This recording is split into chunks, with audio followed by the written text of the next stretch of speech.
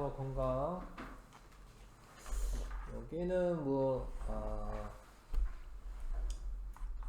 할까. 아무튼 그렇게 중요한 단어는 아니지만, 그냥 넘어갈 순 없으니까. 일단 에너지 균형이 맞아야지 건강이 유지가 됩니다. 영양이 부족하면, 이렇게 살이 빠지기도 하고, 근육이 좀 줄어들기도 하고, 그럴 수 있죠. 좀 당연한 이야기인데 섭취하는 에너지량하고 소비량이랑 같아야지 에너지 균형 상태를 이루어서 체중이 유지가 되겠죠. 근데 너무 많이 소비를 해요. 운동은 열심히 해. 근데 밥은 별로 안 먹어. 공부 열심히 하는데 밥은 별로 안 먹어. 이러면은 에너지 소비량이 많으면은 체지방이나 단백질 소모되고 체중 감소하겠지? 그러겠죠. 근데 영양분을 너무 섭취량이 많아요. 그러면은 체중이 증가하겠죠. 당연한 이야기긴 하지. 그래서 영양이 과다되면은 이제 체중이 늘어나고 비만이 될 수가 있다. 영양이 부족하면은 영양실조나 생장장애 등 이런 거 체중 감소하고 이렇게 될 수 있다. 에너지 소비량을 이렇게 나눌 수가 있는데 기초대사량과 활동대사량 이렇게 나눌 수가 있는데 기초대사량은 운동이나 특별한 활동을 하지 않더라도 호흡이나 심장박동, 체온유지 등 생명유지 활동에 소비되는 에너지를 말합니다. 기본적으로 최소한의 에너지 양이 기초대사량이라고 할 수가 있는데 기초대사량은 체중, 키, 체구성 성분, 성별, 나이, 호르몬에 따라 달라질 수 있다. 그러니까 아무 짓 안 하고 있어도 숨만 쉬고 있어도 에너지가 소비가 되는 겁니다. 기초대사량은. 기초대사량은 여자보다 남자가 높고 노인보다는 젊은 사람이 높다. 성별과 나이가 같은 경우 체중이 무거울수록 키가 클수록 체지방량이 적고 근육이 많을수록 기초대사량이 높다. 그리고 갑상샘 호르몬인 티록신 분비량이 증가하면 기초대사량이 높아진다. 티록신이 세포호흡을 촉진하거든요. 티록신은 세포호흡을 촉진합니다.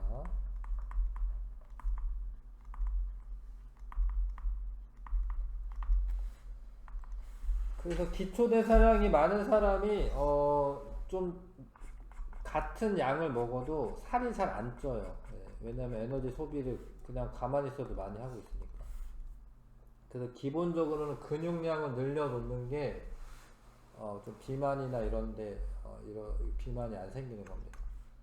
활동대사량은 육체적, 정신적 활동하기 때문에 기초대사량 외에 추가로 에너지가 소비되는데 그런 에너지를 활동대사량이라고 한다. 활동대사량은 체중과 키, 활동의 종류와 강도, 지속시간 등에 따라 달라진다. 아무튼 이런 자꾸 문장을 읽어두셔야지 되는 거예요. 활동대사량은 이런 거에 따라 달라진다고 써있는 게 맞는 문장이지. 식품 이용을 위한 에너지 소비량. 요거는 이제 활동대사량이나 기초대사량이랑 좀 다른 건데, 밥 먹고 가만히 있어도 좀 피곤합니다, 사실은. 밥 먹은 다음에 소화하고 흡수하는데도 에너지를 많이 써요. 그래서 이거는 기초대사량이 아닙니다, 이거는. 식품 이용을 위한 에너지 소비량은 또 따로 있는 거예요. 그래서 기초대사량이 있고 식품 이용을 위한 에너지 소비량이 한 5에서 10% 정도 되는구나. 활동대사량이 이 정도 된대. 이거 다 합쳐가지고는 1일 대사량이 되는 겁니다. 1일 대사량. 하루 동안 소비하는 에너지 양이다. 기초대사량이랑 활동대사량이랑 식품 이용을 위한 에너지 소비량 합치는 거예요. 밥 먹고 가만히 있어도 좀 피곤합니다. 그래서 요거를 이제 계산을 하는 식이 해리스 베네딕트 공식이라던가 표준 체중을 이용한 계산이나 이런 게 있어요. 근데 이거는 문제 주어지는 바대로 하시면 돼요. 그렇게 하라라고 하는 대로 하시면 됩니다. 근데 이제 남자 같은 경우에는 이제 이 해리스 베네딕트 공식으로 1일 대사량을 계산할 때 성별에 따라 좀 다르고 지금 시작값이 다르네. 그 다음에 체중 곱하는 값이 다르네요. 키, 나이 고려해서 계산할 수 있다. 그럼 이거를 자기에 맞게 하시면 돼요. 예를 들어서 체중이 60kg이고 키가 170이고 17세인 남학생, 남학생이니까 이거 하면 되고, 여기다 체중 60 집어넣고 170cm 집어넣고 나이 집어넣으면은 요만큼이 나와요. 이게 기초대사량이에요. 기초대사량인데 얘가 이제 어떤 활동을 할 거 아닙니까? 그래서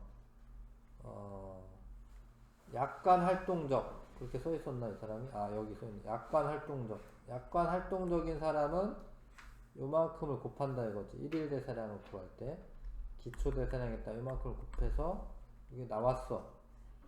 그럼 이만큼을 먹는 게 에너지 균형이 맞는 거죠, 그쵸?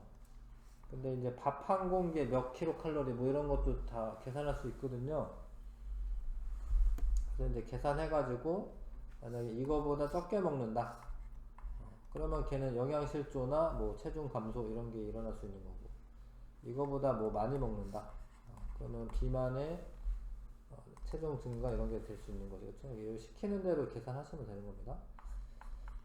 그 다음에 표준 체중에 따른 1일 대사량. 표준 체중을 계산한다. 키 곱하기 21을 하면 되네요. 표준 체중은 여자는 21을 하면 되고, 그래서 만약에 이런 애가 있다. 키가 170cm가 있는 애가 있다. 근데 이 미터로 하셔야 되네. 미터로. 키가 왜 미터라고 단위가 있죠? 1.7 곱하기 1.7 곱하기 22 하면은 표준 체중이 나왔어요. 근데 표준 체중이 그 다음에 어떻게 해야 되지? 그 다음에 표준 체중에다가 킬로그램당 필요한 열량을 곱하여 계산하며 여기까지 해야 되는구나. 요거를 한 다음에 활동 강도가 얘가 뭐 하는 애지? 보통 활동하는 애네. 보통 활동하는 애. 그리고 표준 체중을 구했고 1일 대사량은 다음과 같다.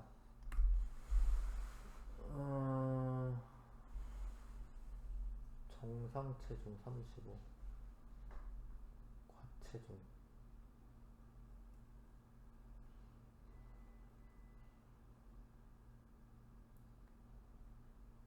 표준 체중, 얘 표준 체중은 63.58인데 정상 체중으로 본다.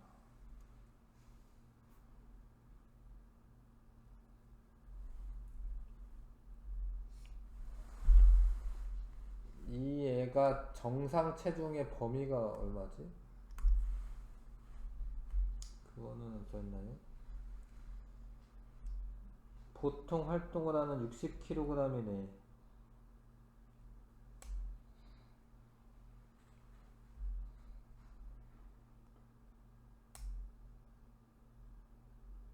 표준 체중과 킬로그램당 열량을 계산하면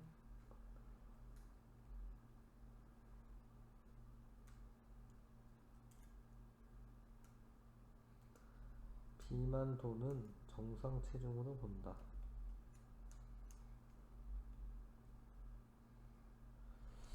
여기에 35로 곱하기 했는데 여기에서 1일 대사량 구할 때,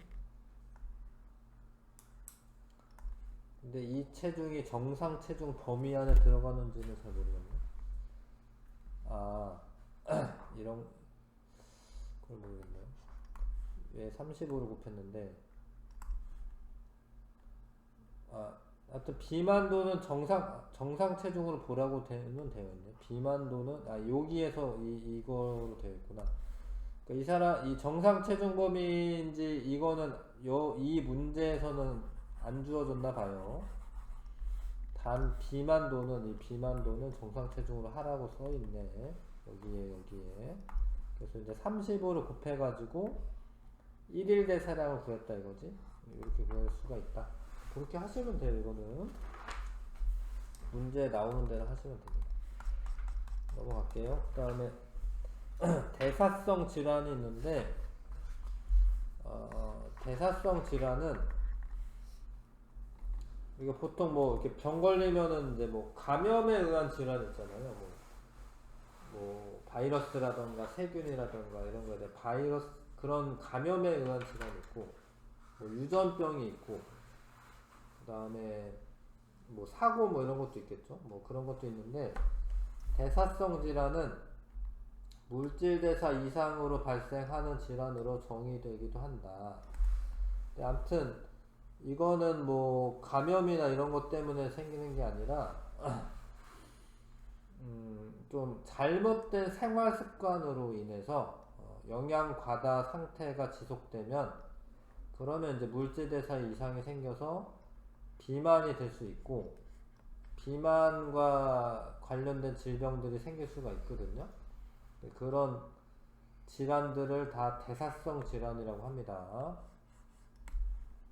그러니까 잘못된 생활 습관에 의한 질환들, 비만이나 당뇨병, 고혈압, 이상지혈증, 심혈관계 질환 이런 것들이 대사성 질환이에요. 이런 것들이 뭐 병에 감염되고 이런 거 아니고 좀 생활 습관이 잘못되거나 뭐 담배 많이 피거나 막 이런 사람들 있잖아요. 아니면 뭐 기름진 음식을 많이 먹는다던가 뭐 이런 것 때문에 걸리는 질환이 대사성 질환입니다.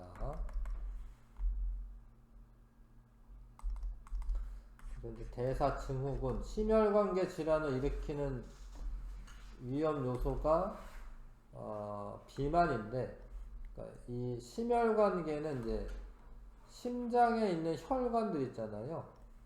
그런 게 심장에 있는 혈관에 이렇게 뭐 기름기가 이렇게 쌓인다던가 이러면은 고혈압이 돼요. 고혈압이 되기도 하고, 그러다 보면은 이제 혈관이 막혀가지고 혈액 공급이 안 된다던가 뭐 이런 일들이 벌어집니다. 그런 게 이제 심혈관계 질환인데, 특히 이제 비만이 위험한 거고, 그 다음에 고혈당이나 고혈압, 이상지혈증 이런 게 동맥경화증으로 일으킬 수가 있습니다. 동맥경화증은 동맥이 원래 탄력이 있어요. 혈압이 높기 때문에 그 동맥이 이렇게 딱딱하지는 않거든요. 예, 근데 거기에 여러 가지 콜레스테롤이라던가 이런 게 쌓이게 되면 동맥이 딱딱해진다 뭐 이런 의미야. 그 안에 이제 여러 가지 것들이 쌓이면은 심혈관계 질환이 발생할 수가 있죠. 심장과 주요 동맥에서 발생하는 질환이다. 심혈관계 질환. 대사증후군의 진단 기준. 뭐 이거 다 외울 건 아니고 아무튼 이게 자료가 나오면 그거 보고 하시면 됩니다. 허리둘레는 만약에 35.4인치 이상이 되면 이제 문제 있다 이거죠. 여성은 33.5인치에.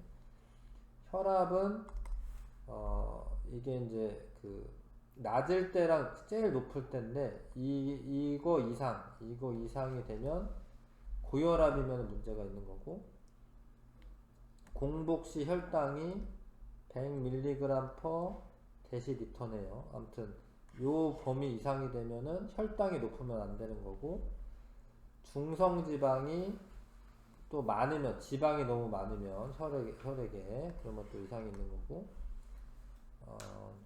근데 여기서 이제 HDL 콜레스테롤이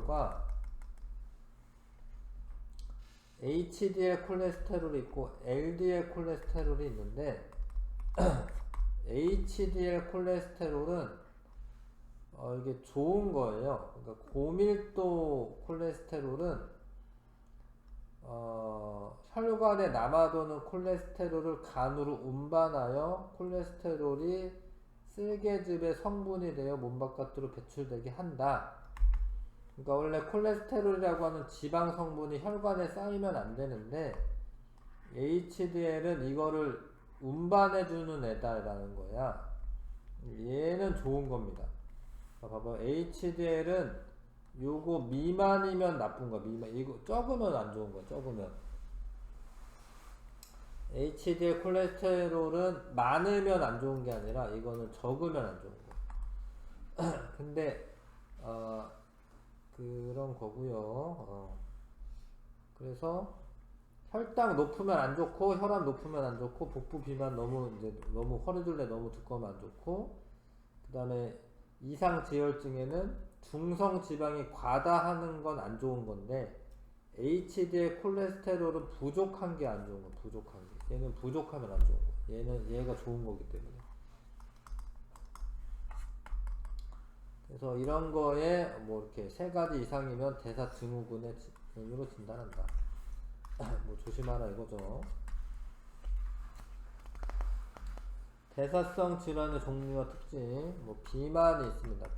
비만은 이제 뭐 식습관이 불규칙하다, 너무 열량이 높은 음식 과다 섭취하고 운동이 부족하다, 뭐 이러면 지방이 이제 쌓이게 되는 거고요.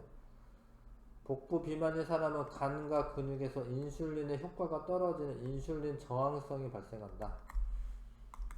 원래 인슐린이 뭐 하는 애냐면 인슐린이 포도당을 글리코젠으로 바꿔서 이거를 저장해 놓게 하는 역할을 하거든요. 아무튼 인슐린은 뭐 하는 거냐면 혈당량을 낮추죠. 혈당량을 낮춥니다.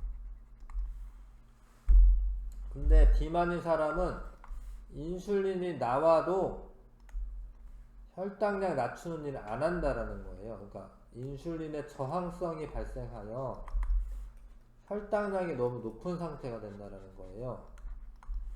그러면은 원래 포도당을 신장 콩팥에서 100% 재흡수해야 되는데 혈당량이 너무 높으니까 재흡수되지 않고 그냥 소변으로 나갑니다. 그러면 당뇨병이에요, 그게. 그렇게 비만 때문에 생기는 당뇨병은 제1형 당뇨병이라고 합니다. 근데 당뇨병이 제2형 당뇨병이라고 합니다. 근데 당뇨병이 제1형 당뇨병도 있거든요. 여기 이제 뒤에 보시면 제1형 당뇨병이랑 제2형 당뇨병이 있는데 2형 당뇨병이 우리가 흔히 아는 비만 때문에 생기는 거예요. 얘는 비만 때문에 생기는 거예요. 인슐린 저항성이 커서, 인슐린에 대한 저항성이 커서. 근데 제1형 당뇨병은 원래부터 인슐린이 적은 애들이 있어요. 적게 나오는 사람이 있습니다. 인슐린 분비 부족. 이런 사람들은 체중이 말라 있어요. 그러니까 이 사람들은 비만 때문에 당뇨병이 아니라 원래부터 그런 거, 원래부터. 그래가지고 이런 사람들은 인슐린을 막 일부러 맞아야 돼요. 근데 그런 사람들은 뭐 한 달에 인슐린 주사 비용이 막 200만원, 300만원 나오는데 이게 일종의 장애 같은 거지. 그래서 이거를 장애로 판정받고 싶어 합니다. 그래야지 나라에서 이제 지원금도 나오고 이러거든요. 그런 거를 뭐 작년에 뉴스 보니까 아직은 1형 당뇨병을 장애 등급으로 판정을 안 하더라고요. 그래서 비만에 의한 거는 제2형 당뇨병입니다. 왜 생기냐? 인슐린 저항성이 커져서 인슐린의 효과가 없는 거예요. 그래서 혈당량이 낮아지지 않습니다. 그 다음에 비만의 사람은 정상의 사람에 비해 더 많은 조직세포에 영양소와 산소를 공급해 주어야 하기 때문에 혈액량이 늘어나고 이를 순환시키기 위한 심장박동이 더 강해진다. 그러면 혈관벽이 받는 압력도 증가하여 고혈압이 된다. 비만 때문에 고혈압도 되고, 비만인 사람은 간에서 중성지방과 콜레스테롤의 생성량이 증가한다. 그 결과 혈액 내에 중성지방과 콜레스테롤량이 증가하여 이상지혈증이 발생한다. 혈관에 이제 중성지방이나 콜레스테롤이 많으면 이상지혈증이라고 하네요. 그런 것들을 읽어주시면 되고요. 비만도 판정하는 방법도 이렇게 나와 있습니다. 이런 거 자기 한번 해보시는 것도 좋을 것 같고. 넘어갈게요. 당뇨병은 포도당의 그 혈액 내 포도당량이 너무 많아서 오줌으로 포도당이 배출되는 거고요. 혈당이 너무 높으면은 당뇨병으로 진단하게 되고, 그래서 인슐린이 부족한 사람은 제1형 당뇨병이고, 인슐린이 있긴 한데 비만 때문에 저항성이 증가된 거는 2형 당뇨병이에요. 혈당량이 지나치게 높아지면은 혈액 속의 중성지방과 콜레스테롤 등 지질의 양이 증가하여 마찬가지로 이상지혈증의 발생할 가능성이 높아진다. 당뇨병은 완치가 거의 불가능하고 조절하여 치료하는 질환이다. 그렇구나. 제1형 당뇨병 환자는 인슐린을 규칙적으로 투여하여야 한다. 근데 2형 당뇨병 환자는 인슐린 주사를 맞는 게 아니라 식습관 이런 개선에서 비만을 줄여야지, 체중을 줄여야지 된다. 그래야지 치료가 된다. 제2형 당뇨병 환자는. 고혈압은 이제 혈압이 너무 높은 건데, 혈압이 너무 높으면은 동맥이 손상되고 노화가 진행되어 심혈관계 질환이 발생할 가능성이 높아진다. 고혈압도 당뇨병과 마찬가지로 완치되는 질병은 아니고 조절해야 한다. 고혈압 환자들은 뭐 우리 어머니도 그런 것 같은데 거의 뭐 몇십 년 동안 고혈압 약을 먹더라고요. 계속. 그런데 이제 규칙적인 운동 이런 것도 계속 해야 되고, 이뇨제 등 약물 치료를 한다. 뭐 이렇게 써있네요. 이뇨제는 이제 오줌을 증가시키는 건데, 오줌이 그러니까 혈액에 물이 너무 많으면 마찬가지 혈압이 높은 거예요. 그러니까 소변으로 배출을 해야지 혈압이 낮아집니다. 그 다음에 이상지혈증, 고지혈증, 혈액 속에 총 콜레스테롤이나 LDL 콜레스테롤 또는 중성지방이 과다하게 있는 상태인데, HDL은 좋은 거고 LDL은 나쁜 겁니다. 저밀도 콜레스테롤인데, 그래서 저밀도 콜레스테롤은 낮은 게 좋은 거고요. HDL은 높은 게 좋은 거예요.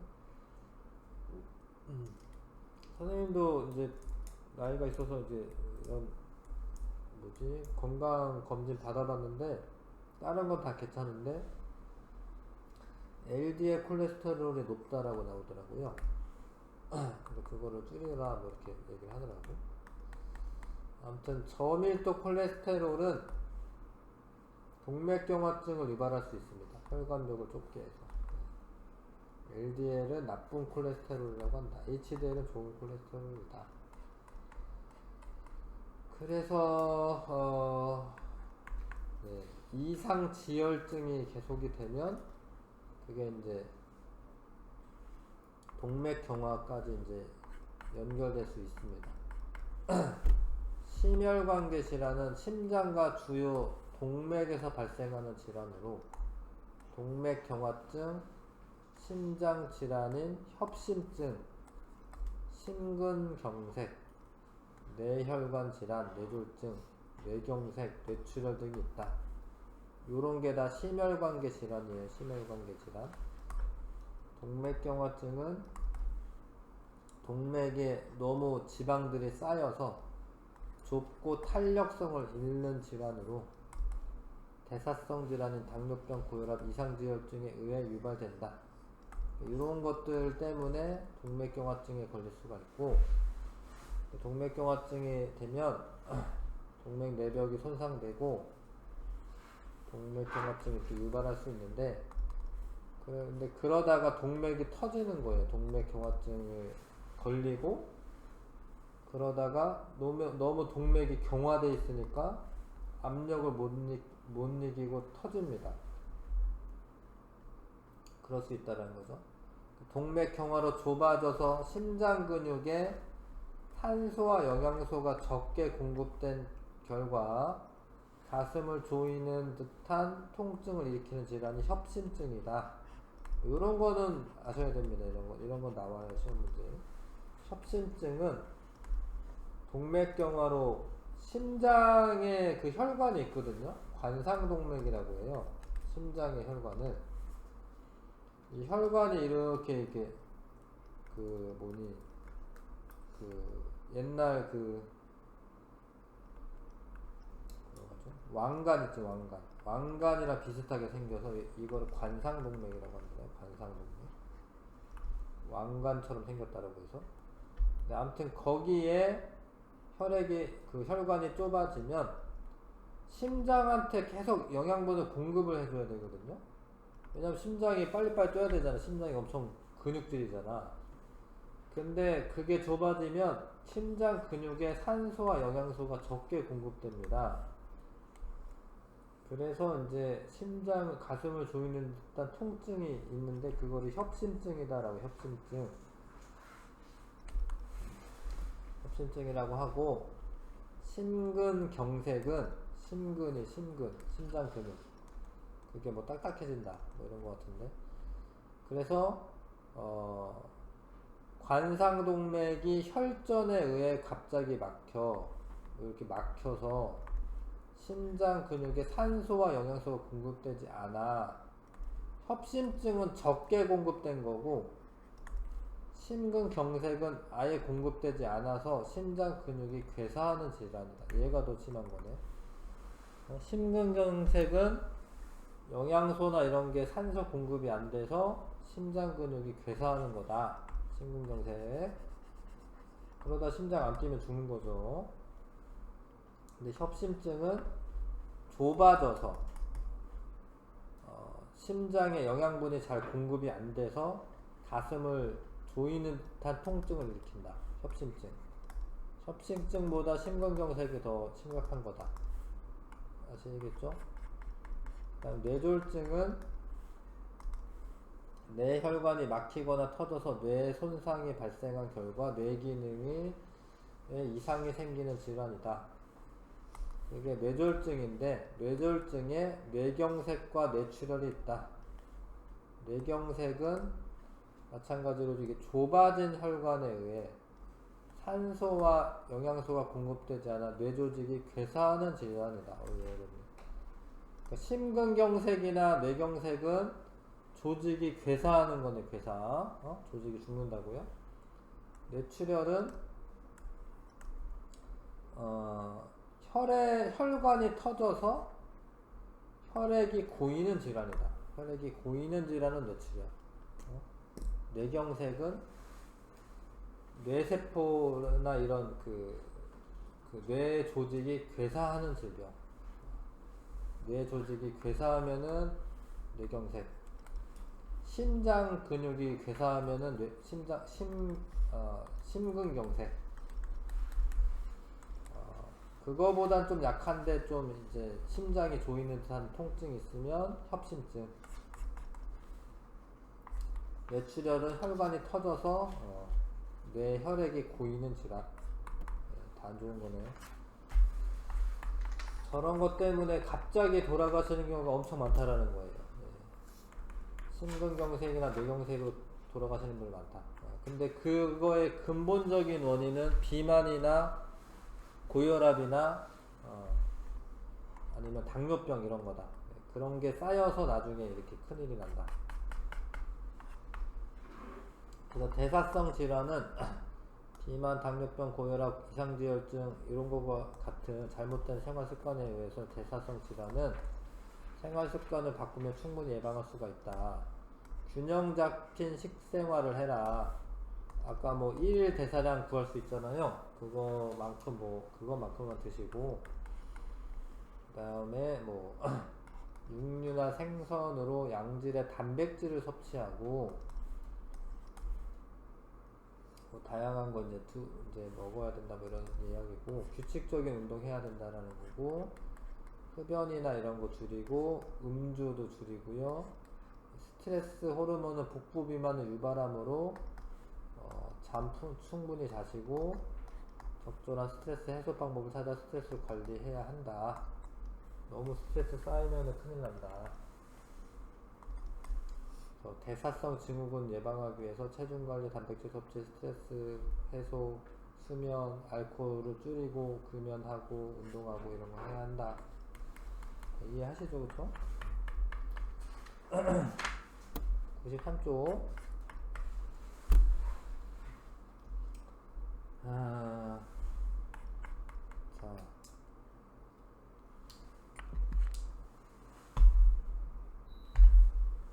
너무 계산할 게 너무 많네. 아무튼 이거는 이제 뭐 이렇게 계산하면 됩니다. 이거는 이게 계산해가지고 요만큼을 먹는데, 근데 이제 남자가 요 정도 체중에 요 정도 키웠다 치자. 그러면은 얘는 1일 에너지 섭취 기준이 2700kcal인데 요거밖에 안 먹는 거죠. 요거밖에 안 먹으면은 안 되는 거지, 이 친구는. 그래서 섭취 기준에 비해 적거나 많다면 주요 에너지원을 포함하고 있는 이런 것들 늘려야 된다. 그렇게 해야 된다 이거지. 비교해가지고 요것 좀 한번 해보십시오. 요거 탐구하기 문제 한번 해보세요.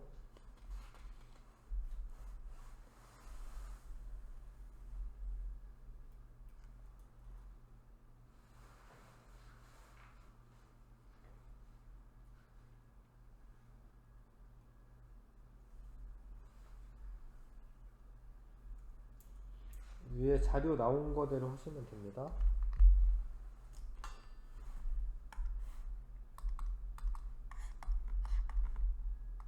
자, 일단 여기 요 범위에 있는 애잖아. 여학생이고 요렇대요. 요 범위니까 원래 1일 그 섭취량은 2000kcal가 맞는데 0의 1일 에너지 섭취량 이거는 이제 뭐 기준치인 거고요.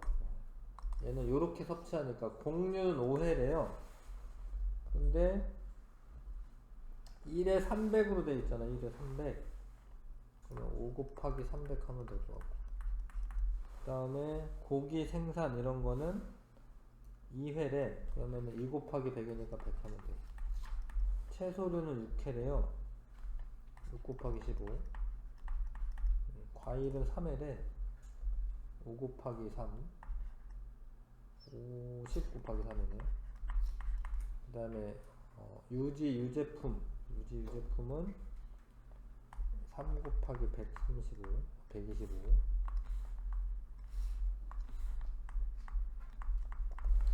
그 다음에 유지 당류래요.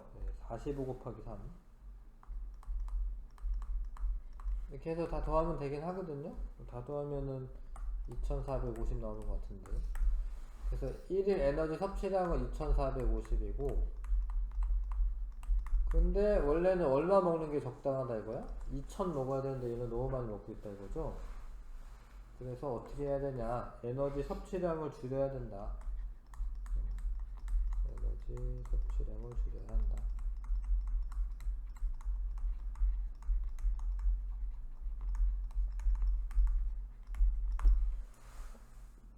뭐 곡류를 너무 많이 먹는 것 같기도 하고, 아무튼 에너지 섭취량을 줄여야겠죠, 그쵸? 뭐 이해하시죠? 뭐인지 넘어가겠습니다. 그래서 인슐린 저항성은 비만인 경우에 있다. 그러니까 인슐린이 있음에도 불구하고 포도당이 줄어들지 않는다라는 겁니다. 그래서 인슐린 저항성 발생 초기에 혈중 농도가 정상일 때에 비해 높지 않은 물질. 그러니까 이런 거, 그러면은 이제 HDL은 원래 좋은 거라고 했잖아. 얘는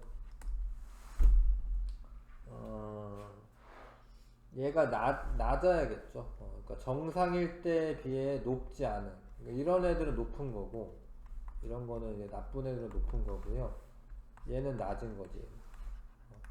얘는 높은 게 좋은 건데 얘는 낮은 상태인 거지. 그래서 이제 인슐린 저항성이 발생한다라는 거지. 이해하실까요? 얘는 좋은 거다. 그러니까 얘가 낮으면 나쁜 거죠. 1번 그러시면 되고, 정리하기 좀 채워볼게요. 에너지 섭취량이 에너지 소비량에 비해 적으면 영양 부족이고, 영양 부족.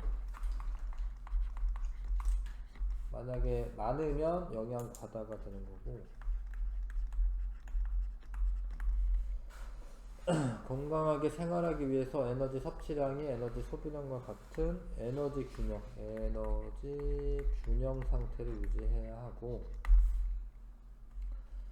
자, 생명 유지를 위해 기본적인 생명 활동에 필요한 최소한의 에너지량은 기초 대사량입니다. 기초 대사량. 활동 대사량은 활동하는 데 필요한 에너지량이고, 식품 이용을 위한 에너지 소비량은 또 따로 있다라는 거. 자, 그래서 하루 동안 소비하는 에너지량을 1일 대사량이라고 합니다. 대사성 질환, 그러니까 잘못된 생활 습관으로 인해서 영양 과다 상태가 지속되면 비만이죠, 비만. 물질 대사에 이상이 생기는 질환으로 비만과 이로 인해 유발되는 각종 성인병을 대사성 질환이라고 한다. 대사증후군은 심혈관계 질환을 일으키는 비만, 고혈당, 고혈압, 이상지혈증과 같은 대사성 질환이 한 사람에게 동시에 나타나는 것을 대사증후군이라고 한다. 진단은 이런 것 중에 3가지 이상이 해당이 되면 대사증후군으로 진단한다. 허리둘레 이상, 혈압, 공복 혈당, 혈중 지방, 중성지방, 기준치 미만의 혈중 HDL 콜레스테롤 이런 거래. 영양 과다 상태가 지속되어 체지방이 과다하게 쌓인 상태이다. 비만, 7번에 비만 쓰시면 되고, 혈당량이 비정상적으로 높다. 그러면 이제 당뇨병에 걸린 거죠. 당뇨병. 포도당이 오줌으로 배출되는 질환이다. 당뇨병이고, 혈액 속에 총 콜레스테롤이나 LDL 콜레스테롤 또는 중성지방이 과다하다. 이상지혈증. 그 다음에 심혈관계 질환 중에 동맥 내벽에 콜레스테롤이나 중성지방이 쌓여서 동맥이 좁아진다. 탄력을 잃는다. 일단 동맥에 탄력을 잃는 거는 동맥경화증.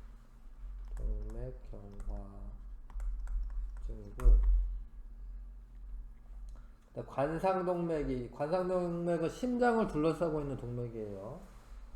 그래서 가슴을 조이는 듯한 통증을 일으킨다. 협심증. 동맥경화로 좁아진 관상동맥이 혈전에 의해 막혀서 심장 근육이 괴사한다. 그러면은 심근경색. 뇌혈관이 막히거나 터져서 뇌기능이 이상이 생기는 질환으로 동맥경화로 좁아진 뇌혈관의 혈전에 의해서 막혀서 발생하는, 이거는 뇌경색이었고, 뇌경색. 혈관이 터지는 거는 뇌출혈이면 안 돼. 뇌출혈. 근데 그거 합쳐서는 뇌졸중이라고 해요. 뇌졸중. 13번의 뇌졸중. 그래서 균형 잡힌 식생활을 해야지 대사성 질환을 예방할 수 있다.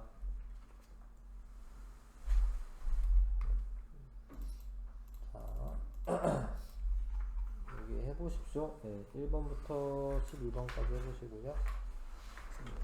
네, 갈게요.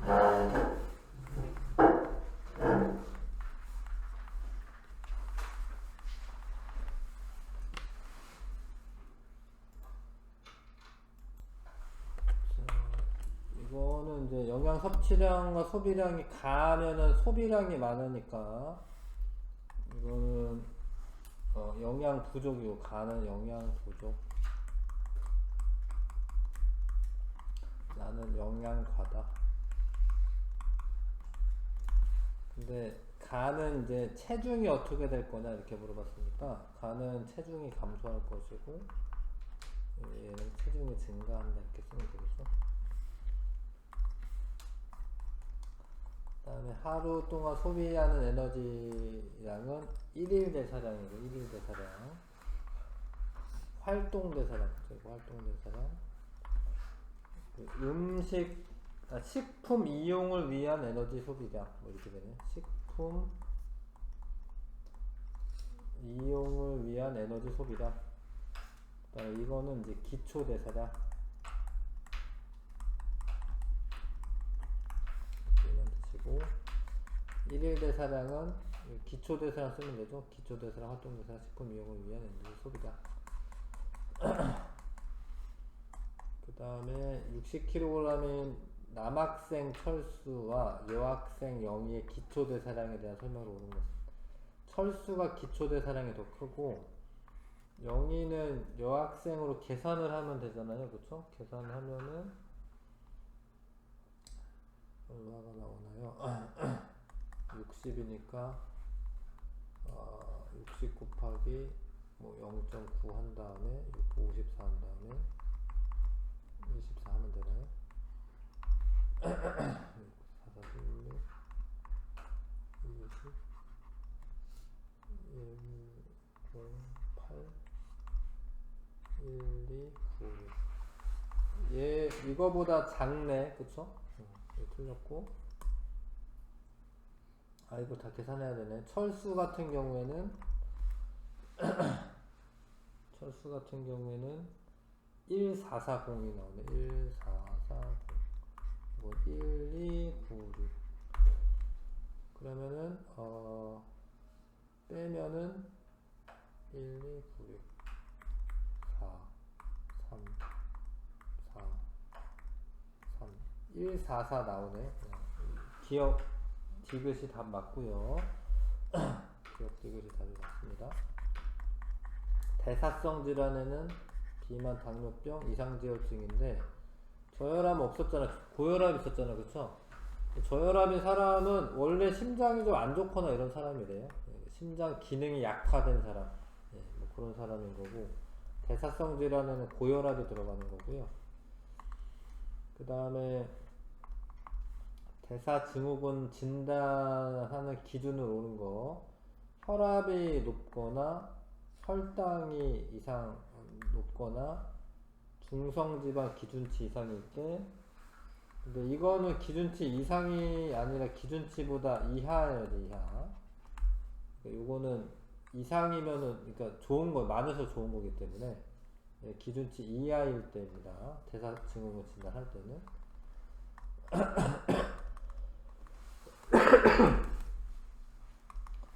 그래서 170cm 체중이 70kg인 사람 비만도를 위표를 기준으로 판정하시오. BMI는 체중을 키의 제곱으로 나눈 값이다. 체중을 근데 미터네요. 미터.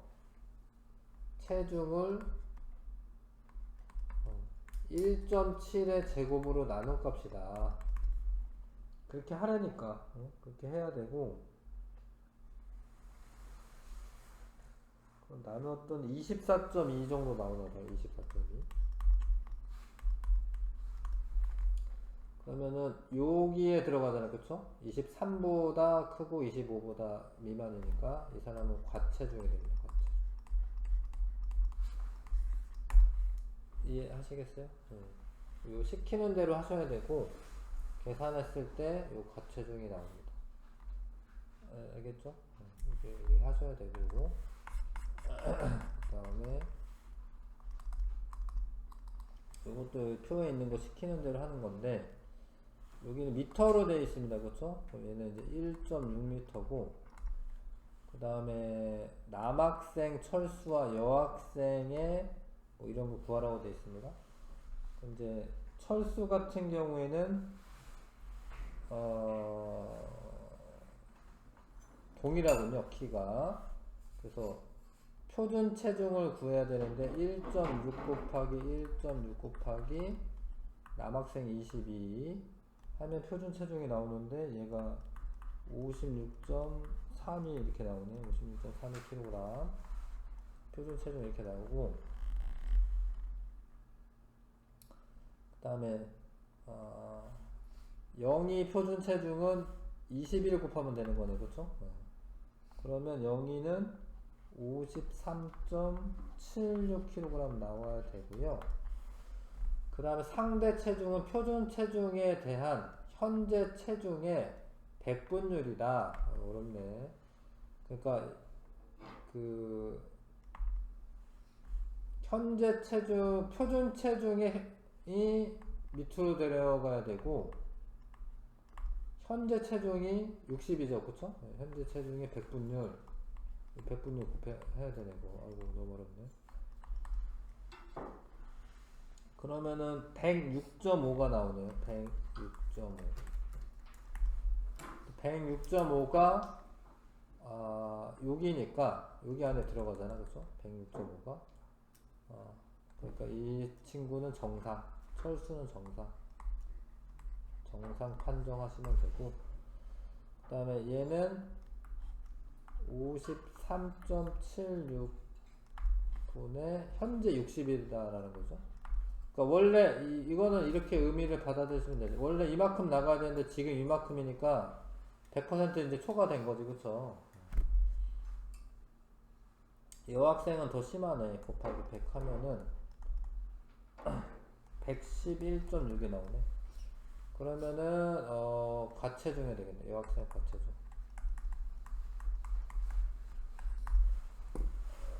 아시겠죠? 뭐 어떻게 하는지.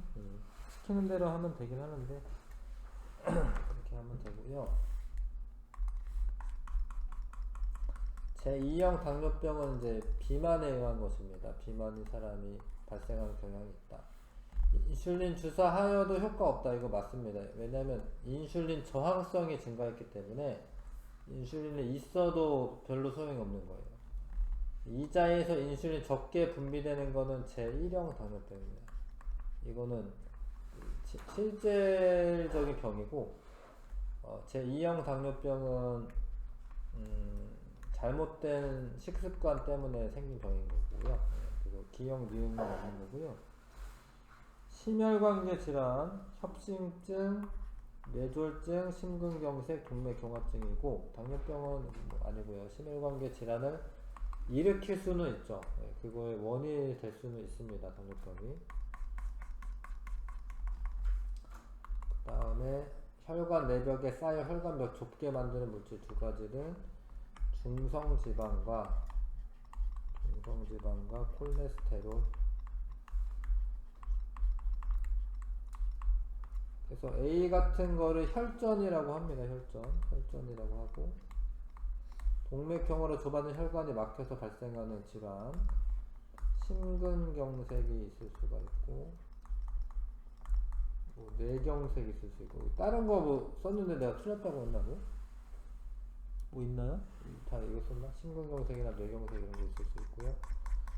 고혈압 등의 원인이 되어 뇌에 가는 혈관이 터진다, 혈액이 고인다. 이거는 뇌출혈이 있는 거고, 동맥경화로 좁아진 혈관벽이 혈전에 갑자기 막혀서 산소 이런 게 뇌 조직이 괴사한다. 뇌경색. 뭐 이렇게 괴사한다 이렇게 써있는 무슨 경색이네. 뇌경색. 관상동맥이 혈전에 갑자기 막혀서 산소, 영양소 공급이 되지 않아 심장 근육이 괴사한다. 이건 심근경색. 관상동맥이 좁아져서 영양소, 산소가 적게 공급돼서 가슴을 조이는 듯한 통증이 있다. 협심증.